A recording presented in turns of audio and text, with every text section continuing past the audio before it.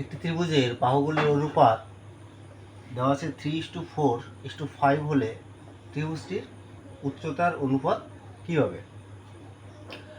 সাধারণত যদি আমাদের এইভাবে অনুপাত দেওয়া থাকে তাহলে আমরা এক্স ধরি। তাহলে যদি 3:4:5 হয় এর বাহুগুলির অনুপাত, তাহলে বাহুগুলি হবে কি? বাহুগুলি হবে 3x, 4x এবং 5x।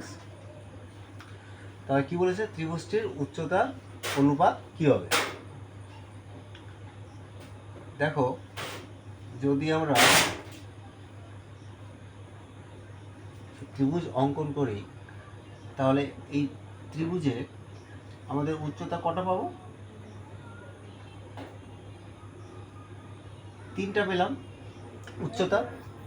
তাহলে যদি আমরা ধরো উচ্চতার নাম দিই এ, বি অথবা সি, এদের উচ্চতা আলাদা আলাদা হতে পারে কিন্তু এদের ক্ষেত্রফলটা সেম থাকে। তাহলে দেখো, প্রথম ক্ষেত্রে ক্ষেত্রফল কত হবে? যখন বাহু কত ছিল? বাহু ছিল 3x। কত ছিল? 3x। আর উচ্চতা কত? a। তাহলে প্রথম ক্ষেত্রে ক্ষেত্রফল দেখো, যখন বাহু 3x এবং উচ্চতা a, তখন কি দাঁড়াবে ক্ষেত্রফল? ক্ষেত্রফল হবে দেখো হাফ ইন্টু ভূমি কত বা বাহু 3x ইন্টু উচ্চতা কত a, কত দাঁড়াচ্ছে? এটাই সমান সমান ক্ষেত্রফল কত দাঁড়াবে? ধরে নিলাম আমরা a। যেহেতু এদের ক্ষেত্রফল কি কনস্ট্যান্ট, তাহলে কি দাঁড়ালো? ইমপ্লাই করলে এই a সমান সমান উচ্চতা আমাদের বের করতে হবে। a সমান সমান কি যাচ্ছে? 2a বাই কত? 3x। তার মানে যে বাহুটা আমাদের দেওয়া আছে সেটা কি হচ্ছে? ওই ক্ষেত্রফলের দ্বিগুণের সাথে 3xটা আমাদের ভাগ হয়ে যাচ্ছে। তাহলে অনুরূপভাবে কি পাবো আমরা? যে যখন 4x হবে আর উচ্চতা যখন b হবে তখন কি দাঁড়াবে? ইমপ্লাই করবে কি b is equal to 4x by কত? সরি, ক্ষেত্রফল কনস্ট্যান্ট 2a বাই 4x। তাহলে একইভাবে কি পাবো? c সমান সমান কত পাবো? 5x বা 2a by 5x।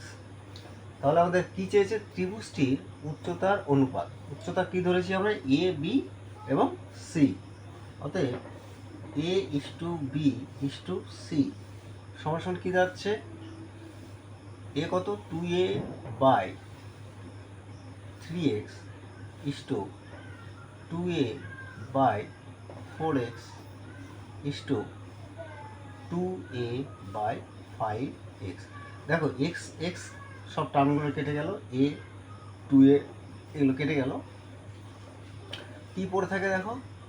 1/3 is to 1/4 is to 1/5।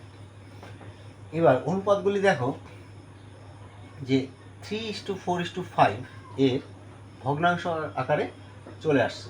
তো ভগ্নাকার যদি আসে তাহলে একে আমরা পূর্ণ সংখ্যায় করবো কি করে? যে নিচের তিনটিকে আমাদের কি করতে হয়? এলসিএম করতে হয়, লসাগু করতে হয়। দেখো 3, 4, 5 আমাদের কি প্রাইম নাম্বার, মৌলিক সংখ্যা যাকে বলে। মৌলিক সংখ্যা থাকলে এদের লসাগু কি হয়? সবার গুণফল হয়ে যায়। তো এদের গুণফল কত? 3, 4 12, 12, 5 60। তাহলে আমরা 60 দিয়ে প্রত্যেককে আমরা গুণ করব। তাহলে 1/3 ইন্টু 60 1/3